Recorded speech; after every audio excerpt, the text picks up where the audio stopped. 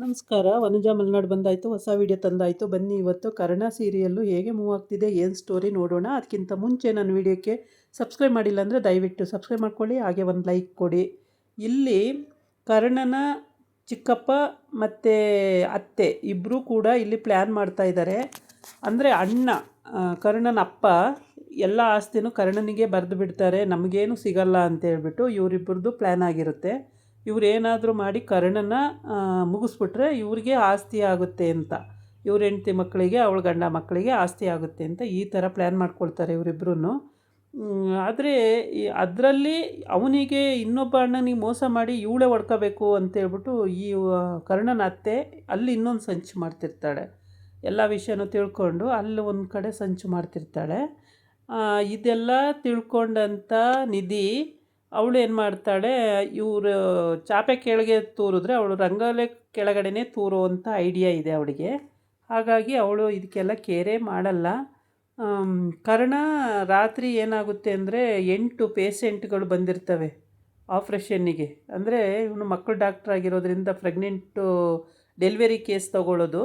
ಹಾಗಾಗಿ 8 delivery case ಬಂದಿದ್ದಾವೆ. 8 delivery ಕೇಸನ್ನು ಬೆಳಗ್ಗೆ ಅಷ್ಟರೊಳಗೆ ಮಾಡಬೇಕು. ನಿದ್ದೆಗಣ್ಣಲ್ಲಿ ಹುಷಾರು, ತುಂಬ ಕೇರ್ಫುಲ್ಲಾಗಿರಬೇಕು ಅಂತ ಹೇಳಿರ್ತಾರೆ. ಹೌದು, ಏನು ಮಾಡೋಕ್ಕಾಗಲ್ಲ, ಕೇಸ್ಗಳು ಬಂದಮೇಲೆ ಮಾಡಲೇಬೇಕಾಗುತ್ತೆ ಅಂಥೇಳಿ ಅವನು ರಾತ್ರಿ ಎಲ್ಲ ಆಪ್ರೇಷನ್ಗಳೇ ಮಾಡಿರ್ತಾನೆ. 8 ಆಪ್ರೇಷನ್ 7-8 ಆಪ್ರೇಷನ್ ಮಾಡೋದು ಅಂದರೆ ಸುಲಭದ ಕೆಲಸ ಆಗಿರಲ್ಲ, ತುಂಬ ಕಷ್ಟ ಇರುತ್ತೆ. ಅವು ಡೆಲಿವರಿ ಕೇಸ್ ಅಂದರೆ ಇನ್ನೂ ಕಷ್ಟದ ಕೆಲಸನೇ. ಆದರೂ ಕೂಡ ಅವೆಲ್ಲ ಸಕ್ಸಸ್ ಆಗ್ತವೆ ಕೂಡ. ಅವನು ಡೆಲಿವರಿ ಕೇಸನ್ನೆಲ್ಲ ಎಲ್ಲನೂ ಹ್ಯಾಂಡ್ಲ್ ಮಾಡಿ ಅವನು ಬೆಳಿಗ್ಗೆ ಮನೆಗೆ ಬಂದರೆ ಮನೇಲಿ ತೂರಾಡ್ತಾ ಇರಬೇಕಾಗುತ್ತೆ. ಏಕೆಂದರೆ ಅಷ್ಟು ನಿದ್ದೆ ಎಳಿತಿರ್ತೀವಿ, ಸುಸ್ತಾಗ್ಬಿಟ್ಟಿರ್ತಾನೆ, ಆಗೋದಿಲ್ಲ. ಈ ಕಡೆ ಮನೆಗೆ ಬರ್ತಾಳೆ ನಿಧಿ ಬಂದ ತಕ್ಷಣ ಅವ್ರ ಅಮ್ಮ ಕೇಳ್ತಾರೆ, ನೀನು ಒಬ್ಬಳೇ ಬಂದಿಯಲ್ಲ ಕರ್ಣ ಇಲ್ಲಿ ಅಂತ. ಕರ್ಣ ಅವನಿಗೆ ಇವತ್ತು ಅಲ್ಲಿ ಆಪ್ರೇಷನ್ ಇದೆ, ಕೆಲಸ ಇದೆ, ಹಂಗಾಗಿ ಬರೋಕ್ಕಾಗಿಲ್ಲ ಅಂತ ಹೇಳ್ತಾಳೆ.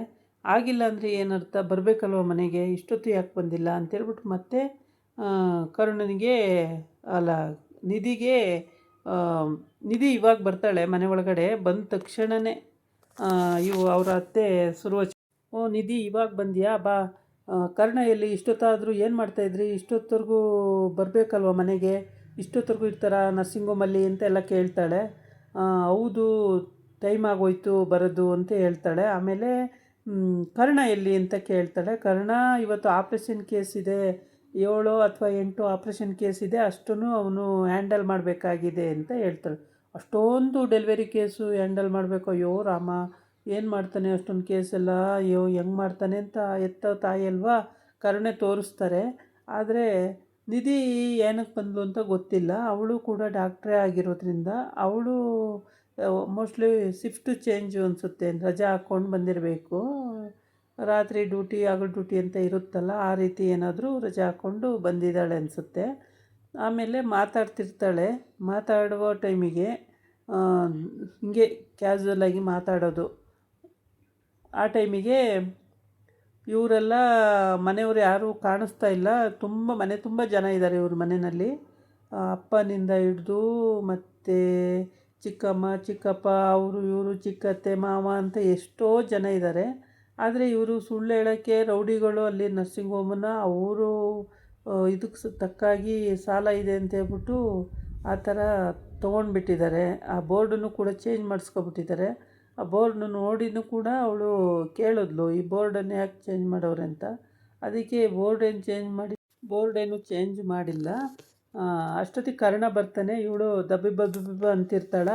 ಅಷ್ಟೊತ್ತಿಗೆ ಕರ್ಣ ಅಲ್ಲಿಗೆ ಬರ್ತಾನೆ. ಕರ್ಣ ಬಂದ್ಬಿಟ್ಟು ಹೇಳ್ತಾನೆ, ಇಲ್ಲ ಅಮ್ಮಮ್ಮ, ಅದು ಶೂಟಿಂಗಿಗೆ 2 ದಿನಕ್ಕೆ ಶೂಟಿಂಗ್ ಕೊಟ್ಟಿದ್ದೀನಿ, ಹಂಗಾಗಿ ಬೋರ್ಡ್ ಚೇಂಜ್ ಮಾಡ್ಕೊಂಡವ್ರೆ, ಶೂಟಿಂಗಿಗೆ ಮುಗಿದ ಮೇಲೆ 2 ದಿವಸದ ಮೇಲೆ ಬೋರ್ಡ್ ಚೇಂಜ್ ಮಾಡ್ತಾರೆ ಅಂತ.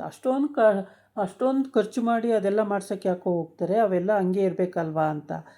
ಇರಲಿ ಬಿಡಿ ಅಮ್ಮಮ್ಮ, ನಾಳಿದ್ದು ಮಾಡಿಬಿಡ್ತಾರಲ್ಲ, ಸರಿ ಹೋಗ್ತದೆ ಅಂತ ಹೇಳ್ತಾನೆ. ಹೌದು, ಅದೇನೋಪ್ಪ, ಸರಿ ಆಯಿತು ಅಂತ. ಶೂಟಿಂಗಿಗೆ ಬರ್ತಾರೆ, ಇವಾಗ ಶೂಟಿಂಗ್ ನಡೆಯುತ್ತೆ ಅಂತೆಲ್ಲ ಹೇಳ್ತಾನೆ. ನಿನ್ನೆ ದಿನ ಹಂಗಂತ ಹೇಳಿರ್ತಾನೆ. ಆಮೇಲೆ ರಾತ್ರಿಯೇ 8 ಕೇಸೋ 7 ಕೇಸೋ ಡೆಲಿವರಿ ಕೇಸ್ ಇದೆ, ಅವೆಲ್ಲ ಹ್ಯಾಂಡಲ್ ಮಾಡಬೇಕು ಅಂತ ತುಂಬಾ ಟೆನ್ಷನ್ ತೊಗೊಂಡಿರ್ತಾನೆ. ಇಲ್ಲ ಆಗದೇ ಇರ್ಬೋದು, ಆದರೂ ಆಗ್ಬೋದು, ಹೇಳೋಕ್ಕಾಗಲ್ಲ. ಆಮೇಲೆ ನಿಧಿ ಅದನ್ನೇ ಯೋಚನೆ ಮಾಡ್ತಾ ಇರ್ತಾಳೆ. ಅಷ್ಟೊತ್ತಿಗೆ ಎಲ್ಲ ಮುಗ್ದಿದೆ ಅಂತೇಳ್ಬಿಟ್ಟು ಸರಿ ಅವರು ವಾಕಿಂಗ್ ಬಂದಿದ್ದಾರೆ. ಇವರ ಕರ್ಣನ ಅಜ್ಜಿ, ಕರ್ಣನ ಅಮ್ಮ ಅವರೆಲ್ಲ ಸುಮ್ಮನೆ ವಾಕಿಂಗ್ ಹೋಗಿ ಬರೋಣ ಹಿಂಗೆ ಒಂದು ಸುತ್ತು ಅಂತ ಬಂದಾಗ ಬೋರ್ಡ್ ಚೇಂಜ್ ಆಗಿರೋದು ಅವರು ಕಣ್ಣಿಗೆ ಬಿದ್ದುಬಿಡುತ್ತೆ. ಕಣ್ಣಿಗೆ ಬಿದ್ದ ತಕ್ಷಣ ಇದೇನಿದು, ನಮ್ಮನೆ ನರ್ಸಿಂಗ್ ಹೋಮಿಗೆ ಬೇರೆ ಹೆಸ್ರು ಹಾಕಿದಾರಲ್ಲ ಯಾಕೆ ಅಂತ ಕತ್ತೆತ್ತು ನೋಡ್ತಾರೆ. ಅಷ್ಟೊತ್ತಿಗೆ ನಿಧಿನೂ ಅಲ್ಲಿಗೆ ಬರ್ತಾಳೆ. ನಿಧಿ ಬಂದು ತಬಿಬ್ ಅನ್ನೋ ಅಷ್ಟರೊಳಗೆ ಕರ್ಣ ಅಲ್ಲಿಗೆ ಬಂದು ಏನೋ ಒಂದು ಕಾರಣ ಹೇಳ್ಬಿಡ್ತಾನೆ. ಓಕೆ, ಅದೇನಾಗಿದೆ ಅಂದರೆ ನರ್ಸಿಂಗ್ ಹೋಮನ್ನು ಸಾಲಕ್ಕೋಸ್ಕರ ರೌಡಿ ರಂಗಮ್ಮ ಬರ್ಸ್ಕೊಂಡು ಬಿಟ್ಟಿದ್ದಾಳೆ. ಅದು ಬರ್ಸ್ಕೊಂಡು ಅದಕ್ಕೆ ಬೋರ್ಡ್ ಚೇಂಜ್ ಮಾಡ್ಕೊಂಡಿದ್ದಾಳೆ. ಇವನು ಕರ್ಣ ಸುಳ್ಳು ಹೇಳಿದ್ದಾನೆ ಶೂಟಿಂಗು ಅಂತ ಹೇಳ್ಬಿಟ್ಟು. ಅದಕ್ಕೆ ಇವ್ರ ಮನೆಯಲ್ಲಿ ಅತ್ತೆ ಮತ್ತು ಚಿಕ್ಕಪ್ಪಂಗೆ ಟೆನ್ಷನ್ ಆಗಿರೋದು. ಇರೋ ಆಸ್ತಿನೆಲ್ಲ ಅವನಿಗೆ ಬರೆದು ಬಿಡ್ತಾರೆ, ನಮಗೇನು ಸಿಗಲ್ಲ ಅಂತೇಳ್ಬಿಟ್ಟು ಫುಲ್ ಟೆನ್ಷನಲ್ಲಿ ಇವರ ಅಕ್ಕ ತಮ್ಮ ಮಾತಾಡ್ತಾ ಇರ್ತಾರೆ. ಅಷ್ಟೊತ್ತಿಗೆ ಅಣ್ಣ ಮಾತಾಡಿ ಆ ಕಡೆ ಹೋಗ್ತಾನೆ. ತಂಗಿ ಯೋಚನೆ ಮಾಡ್ತಾಳೆ, ಅಯ್ಯೋ ಇವನು ಕಟ್ಕೊಂಡು ನನಗೇನಾಗಬೇಕಾಯ್ತು, ನನಗೆ ಎಷ್ಟು ಬರುತ್ತೋ ಅಷ್ಟು ಬಂದರೆ ಸಾಕು ಅಂತ ಅವಳು ಯೋಚನೆ ಮಾಡ್ತಾಳೆ. ಈಗ ಈ ಸ್ಟೋರಿನಲ್ಲಿ ಒಟ್ಟಲ್ಲಿ ಕ್ಲಿಯರಾಗಿಲ್ಲ ಅಂದ್ರೂ ವಾಸ್ತವ ಅಂತೂ ಸತ್ಯವಾದ್ದೇ. ಹಾಗಾಗಿ ನಿಧಿ ಅವಳೇನು ಬಾಯ್ಬಿಟ್ಟು ಮಾತಾಡ್ತಾ ಇಲ್ಲ. ಓಕೆ, ಇಬ್ಬರೂ ಡಾಕ್ಟ್ರಾಗಿರೋದ್ರಿಂದ ನಿಧಿ ಮತ್ತು ಕರ್ಣ ಇಬ್ಬರೂ ಡಾಕ್ಟ್ರಾಗಿರೋದ್ರಿಂದ ಪ್ರಾಬ್ಲಮ್ ಸಾಲ್ವ್ ಮಾಡೋದು ಕಷ್ಟ ಆಗಲ್ಲ ಅಂದ್ಕೊಳ್ತೀನಿ. ತುಂಬ ಸುಲಭವಾಗಿ ಸಾಲ್ವ್ ಮಾಡ್ಕೊಳ್ಬೋದು. ಆದರೆ ಅವಾಗೆಲ್ಲ ಏನೂ ದುಡ್ಡು ಕಾಸು ಉಳಿಸಿ ಎಲ್ಲ ಮಾಡಲಿಲ್ಲ. ಮದುವೆ ಆದಮೇಲೆ ಎಲ್ಲ ಮಾಡ್ಕೋಬೇಕು ಅಂತ ಓಡಾಡ್ತಿದ್ದಾವೆ. ಆದರೆ ಕೈಗೆ ಎಟಕದ್ದು ಅನ್ನಂಗೆ ಆಗಿರುತ್ತೆ.